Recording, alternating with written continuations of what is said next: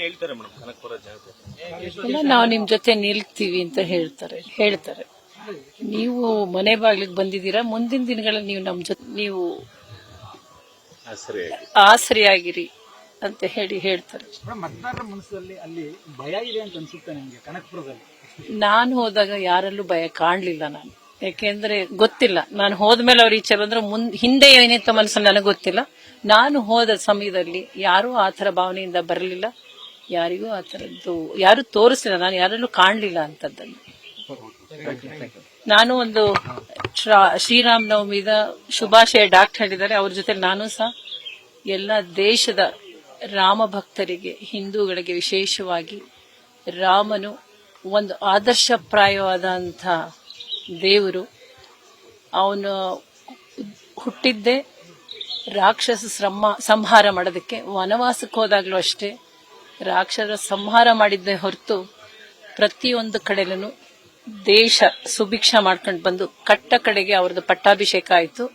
ಇಲ್ಲಿ ಹೇಳ್ತಾ ಇದ್ರು, ಪಟ್ಟಾಭಿಷೇಕ ಆದ ನೆನಪಿಗೆ ರಾಮದೇವರದು ಏಕಶಿಲೆಯಲ್ಲಿ ಅದಿರೋದು, ಪಟ್ಟಾಭಿಷೇಕ ರಾಮನೇ ಇಲ್ಲಿರೋದು.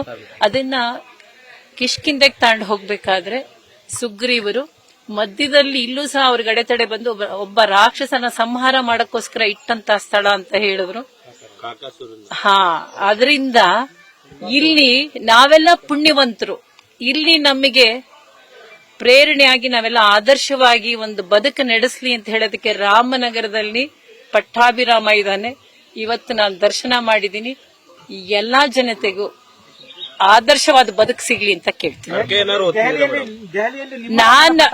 ನನ್ನದು ಒಂದಿದೆ, ಯಾವತ್ತೂ ನಾನು ಹರಕೆ ಹೊತ್ತಿಲ್ಲ. ಭಗವಂತ ಏನ್ ಕೊಡ್ತಾನೋ ಅದಕ್ಕೆ ತಲೆ ಭಾಗದನ್ನ ನನ್ನ ತಾಯಿ ಹೇಳ್ಕೊಟ್ಟಿದ್ದಾರೆ.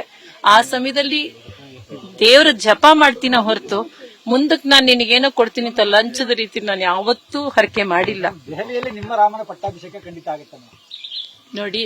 ಅದು ಮೊದಲನೇದಾಗಿ ಅವ್ರು ಇಲ್ಲಿ ಒಬ್ಬ ಲೋಕಸಭಾ ಅಭ್ಯರ್ಥಿ ಆಗ್ತಾರೆ ಅಂತಾನೆ ನಾನು ಕನ್ಸ್ಕೊಂಡಿರ್ಲಿಲ್ಲ. ಎಲ್ಲ ಹಿರಿಯರದದು, ಮುಂದೂ ಅಷ್ಟೇ ಹಿರಿಯ ಮುಖಂಡರದದು. ಆ ದೇಶ ನಮ್ಮದಲ್ಲ. ನ್ಯೂಸ್ ಫಸ್ಟ್, ನಿರ್ಭೀತಿಯಿಂದ ನಿಮ್ಮ ಪರವಾಗಿ.